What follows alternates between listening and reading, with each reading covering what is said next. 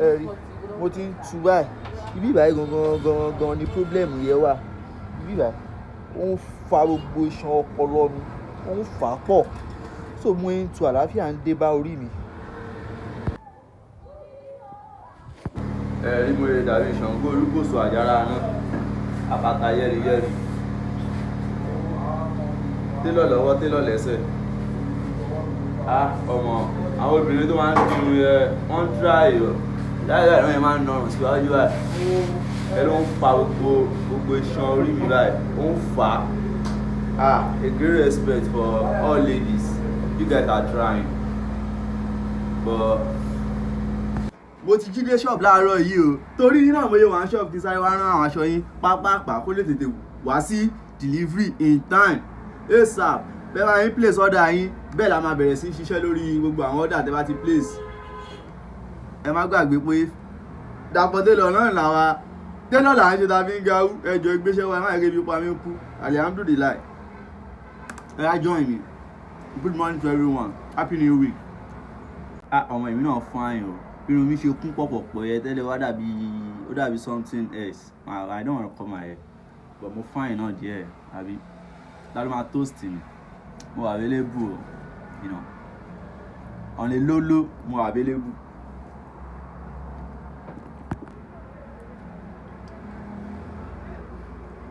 ẹ ká sáré sọ̀rọ̀ pa àwọn iṣẹ́ tí mo fẹ́ ṣe lọ́sẹ̀ yìí aṣọ eléyìí ó dàbí wọn ní Tailoring ló fẹ́ wá perform ní party ẹ̀ Tailoring I don't know òun eléyìí àti mo ra customer kan ni eléyìí ríran náà ni eléyìí ríran eléyìí ríran eléyìí ríran eléyìí náà ríran so mo yìí nídìí méjì sí that means màá ní láti lọ sọ́jà lẹ́yìn láti lọ ra méjì àbí mẹ́ta sí fún àwọn customer kan láti place order so títí 12 àti gbéra peace up to everyone you know ẹ kí n mọ̀ tẹ́ bá need any fabric tẹ́lẹ̀ la fi ń ṣe ọmọ kan aláìbí wọn ṣe rí iyọ̀ ẹ̀sẹ̀ ó fẹ́ jẹ́ kí n fine díẹ̀ ó fẹ́ jẹ́ kí dàbí pé kò jẹ́ kí n wà bush àbí àná máa ń pè ẹ̀ ó wá jẹ́ kó yé àgàgà ọpọ́n orí mi ó wá yọ dáadáa ẹ rí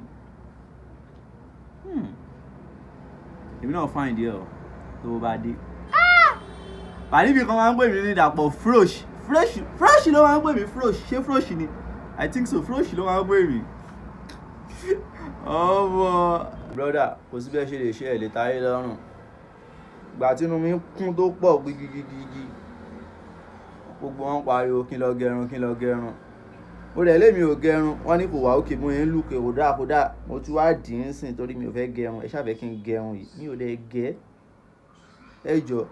ṣé èèyàn tí ò bá gẹrun kò ní wọ ọrùn ni I no get èèyàn tí ò bá gẹrun ẹ tó fi irun ẹ lẹ kò ní wọ ọrùn torí ọrùn nìkan ló mọ̀ ẹ́ pé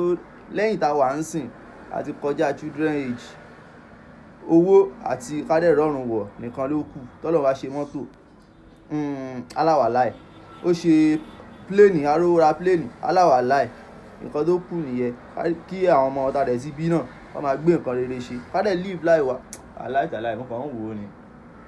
ṣé ló wù mí kí n relocate lọ abroad màá wà láàbroad ẹ̀ máa bá mi sọ shit who give a fuck I'm not a Christian I'm not a Muslim I'm not a tribalistic àbí kí ló ń pè but I believe in God more than you do. I believe in God more than you do. You know, I talk to God more than you do. Okay? I may not go to church. I may not go to mosque, but God is with me. Well, who cares what people say, bro? I satisfy myself, bro. When I satisfy myself, I didn't have anywhere to go. I'm always bored at shop, you know. Always a machine sewing clothes because I need something that can just, you know, give me the vibes of what I want. That's just it. Ẹ máa advice mi lórí irun yìí. Ẹ máa advice mi. Ẹ ti gbọ́, ó ti lọ. You say, ó ti lọ. A male stylist is needed. Èmi gangan mo need it, I swear. Male stylist, ọyọ kan péré ni mo need for now. Ọyọ kan, just a male, ọyọ kan péré.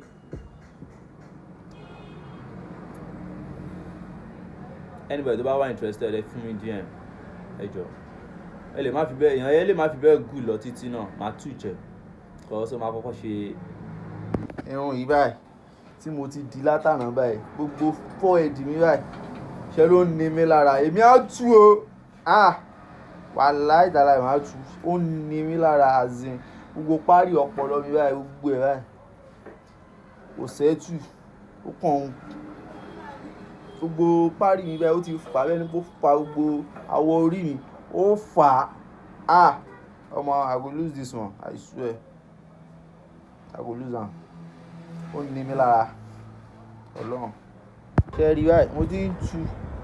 gbogbo irun mi ó kàn ní mi lára ni ẹ rí gbogbo iṣan bíbà ẹ wò ẹ wò ilé kókó ṣe ló fa gbogbo párí iṣan bíbà ṣe ló fà á ọmọ mi ti ń tu o don't dey lose am ẹ rí mo ti ń tu báyìí ibi báyìí gangan ni problem yẹn wà ibi báyìí ó ń fa gbogbo iṣan ọpọlọ mi ó ń fà á pọ̀ so mo ń tu àlàáfíà ń dé bá orí mi àlàáfíà bá ràn mí I swear mo tu tán pó gbogbo bí bàbá ẹ ló dà pé ó ń ni mí lára mo ń ṣe fídíò lọ́wọ́ o ẹ má bú mi ó ń dùn mí máa tù dì ó ń dùn mí gbogbo bí bàbá ẹ ó dà pé ẹ̀wọ̀n kí tó bá ní kí wọ́n fa àwọn èèyàn ráì kán wá túlẹ̀ bẹ́ẹ̀ ló ṣe bẹ́ẹ̀ mo yẹ fi gbogbo bí báyìí gbogbo ẹ̀rí pé parí mi yẹ òràn mọ́ gbogbo ẹ̀ báyìí ló ń taná lẹ̀ tẹ́lẹ̀ my first experience too when I plait hair it was so painful kò sweet rárá very very painful.